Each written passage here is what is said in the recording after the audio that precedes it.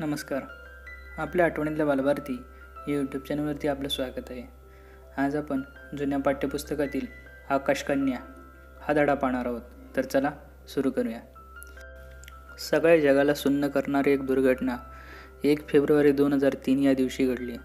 NASA या अमेरिकेच्या अंतरिक्ष संशोधन केंद्राचे कोलंबिया हे यान अंतराळातील संशोधनाची मोहीम पूर्ण करून पृथ्वीवर येण्यासाठी निघाले होते.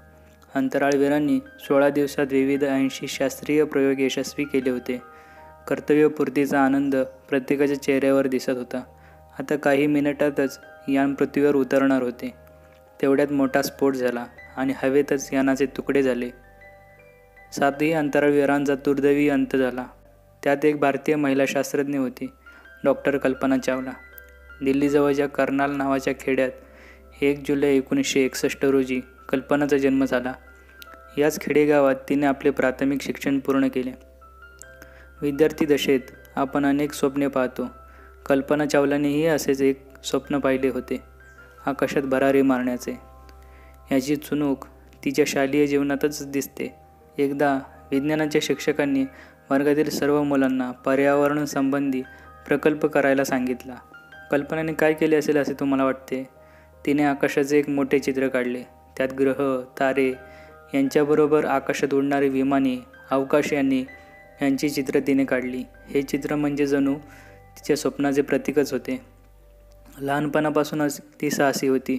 इतर मुलींप्रमाणे बाहुल्या घेऊन खेळत बसण्यापेक्षा सायकलवरून गावात वेगाने भटकायला तिला आवडे. सुट्टीच्या दिवशी मित्रमैत्रिणींना एकत्र करून सायकलवरून सहलीला जाण्यात तिचा पुढाकार असे. शाळेत भरतनाट्यमबरोबर ती कराटे देखील शिकली होती आणि खेळाप्रमाणेच तिला अभ्यासाचीही आवड होती. आपल्याला पुढे कोण व्हायचे हे कल्पनाने लहानपणीच ठरवले होते. याची प्रचिती तिने जेव्हा महाविद्यालयात प्रवेश घेतला तेव्हा आली. आपल्या मुलीने डॉक्टर किंवा प्राध्यापक व्हावे असे तिच्या आईवडिलांना वाटत होते, परंतु कल्पनाने ठामपणे सांगितले की मला इंजिनियरच व्हायचं आहे. शेवटी आईवडिलांना तिचे म्हणणे मान्य केले. चंदीगडच्या अभियांत्रिकी महाविद्यालयात कल्पनाने प्रवेश केला. त्यावेळी अख्ख्या कॉलेजात 7 मुली होत्या. त्या काळी बहुधा मेकॅनिकल किंवा इलेक्ट्रिकल अभियांत्रिकीकडे सर्वांचा कल असे. परंतु मला एरोनॉटिक्स विमान अभियांत्रिकी हाच विषय शिकायचा आहे, नाहीतर मी परत जाणार, असं विभाग प्रमुखांना कल्पनाने ठासून सांगितले. तिचा तो ठामपणा पाहून तिला एरोनॉटिक्स हा विषय देण्यात आला. हा विषय घेणारी ती एकमेव मुलगी होती. इंजिनिअरिंगच्या शेवटच्या परीक्षेत ती पंजाब विद्यापीठात पहिली आली. एरोनॉटिक्स हा विषय घेण्याचा आपला निर्णय योग्यच होता ते तिने सिद्ध केले. आता कल्पनाला एरोनॉटिक्स या विषयातील प्रगत शिक्षणाचे वेध लागले. त्यासाठी तिने उच्च शिक्षण घेण्यासाठी अमेरिकेत जाण्याचा निर्णय घेतला. तिने स्वतः अनेक विद्यापीठांशी पत्रव्यवहार केला. खूप प्रयत्न केल्यानंतर कल्पनाला एका विद्यापीठात प्रवेश मिळाला. तिथेही MS परीक्षेत प्रथम क्रमांक मिळवून तिने आपल्या यशाची परंपरा कायम राखली. नंतर एरोस्पेस इंजिनिअरिंग या विषयात तिने डॉक्टरेट मिळवली. त्यावेळी तिचे वय होते अवघे 27 वर्षांचे. डॉक्टरेट पदवी मिळाल्यानंतर कल्पनाने आकाशात जायच्या आपल्या प्रयत्नांची आखणी करायला सुरुवात केली. तिला सातत्याने खुणावणारे अंतराळ प्रवासाचे ध्येय आता जवळ आले होते. नासामध्ये प्रवेश मिळवण्यासाठी लागणारी पात्रता तिने जिद्दीने प्राप्त केली होती.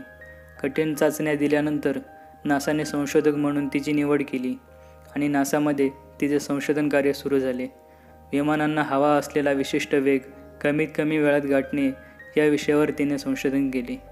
हे संशोधन इतके महत्त्वाचे होते की अवकाशयानासंबंधी संशोधन करणाऱ्या ओव्हरसेट मेथड्स इन कॉर्पोरेशन या संस्थेच्या उपाध्यक्ष व संशोधक पदावर तिची नेमणूक झाली.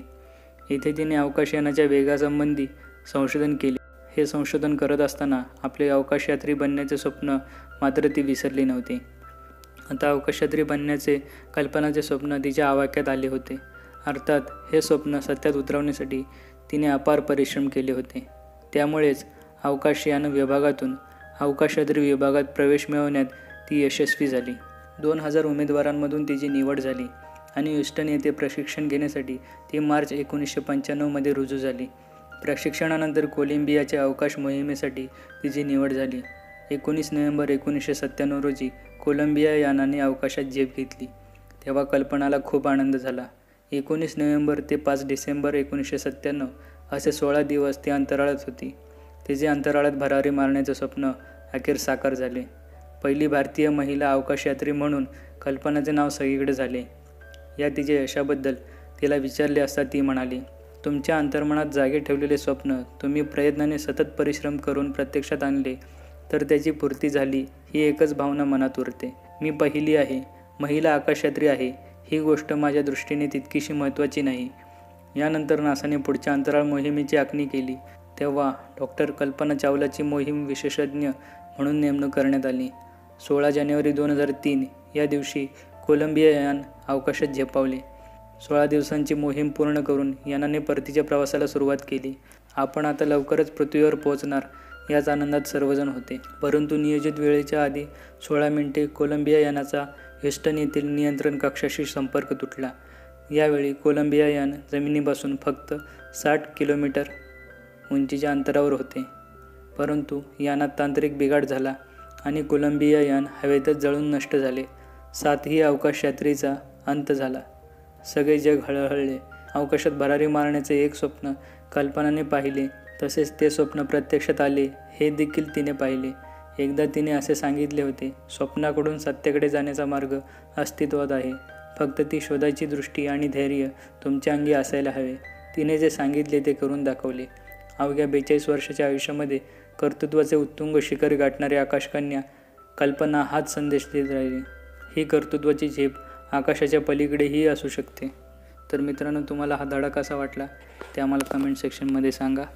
आणि असेच धडे ऐकण्यासाठी आमच्या यूट्यूब चॅनलला सबस्क्राईब करा. चॅनलवरती अपलोड केलेले बाकीचे व्हिडिओ तुम्ही पाहायला विसरू नका.